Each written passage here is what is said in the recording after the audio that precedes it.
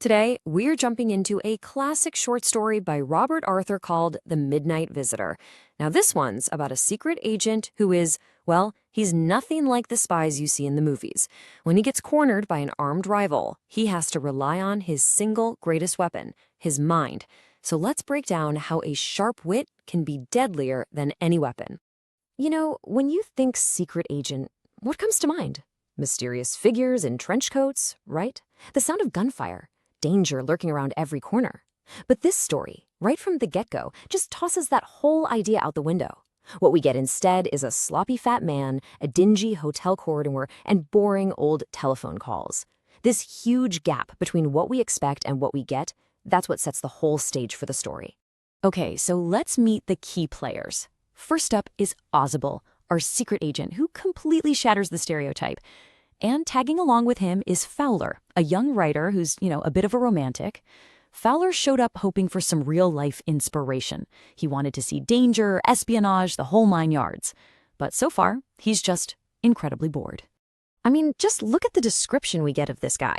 He's not suave or athletic. He's very fat. He doesn't have a high-tech lair, just a tiny room on the top floor of some depressing hotel. And yeah, he can speak French and German, but he's got this thick Boston accent that just cuts right through it. So you can imagine Fowler, who was probably picturing James Bond, and what he got was this. And the funny thing is, Ozible gets it. He is totally aware of how unimpressive he seems. He actually says this to Fowler, basically calling him out on his disappointment. He knows Fowler was dreaming of a thrilling night, but instead, he just got a dull evening with a, quote, sloppy fat man. But then, Ozible promises them. He says, just wait. Soon you're going to see a piece of paper so important it could literally change the course of history. That, he says, is where the real action is. So, right as Ozible is trying to convince Fowler that his life isn't a total snooze fest, the night takes a sudden, very sharp turn. He closes the door to his room, flips on the light, and bam! The drama he promised arrives, but in a way that neither of them could have ever seen coming. The evening is about to get a whole lot more interesting. And just like that, Fowler gets what he came for, his first real, authentic thrill. Because standing right there in the middle of the room is another man, and he's holding a pistol. All of a sudden, this gloomy little hotel room feels like the most dangerous place on earth. Our intruder's name is Max, and believe me, he is not there to make friends. The stakes here are sky high. Max knows exactly why he's there. He knows all about that important paper Ozible is expecting, a secret report detailing new missiles. And he's come to take it, telling them it'll be safer in his hands. So this quiet, boring evening has just exploded into a life-or-death showdown over information that could change the world. So, here's the moment of truth. There's a man with a gun in your room. How do you react? Do you panic? Fight back? Not Ozible. He just sighs, plops down into an armchair, and starts complaining. Not about the gunmen, no. He starts complaining about the hotel management.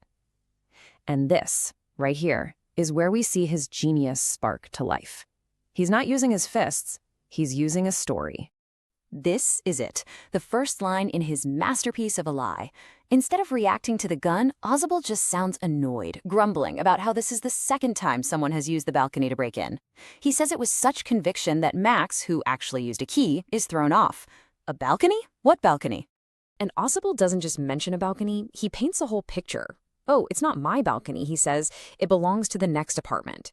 See, this room used to be part of a bigger suite. He goes on and on saying someone else got in last month and that he's been complaining to management for ages.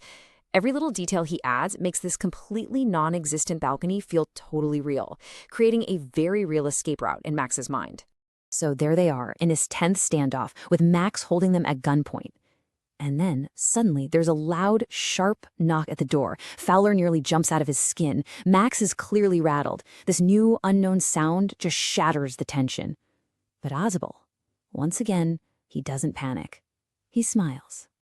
And here comes Ozible's next brilliant move. He just calmly explains, "Oh, that'll be the police."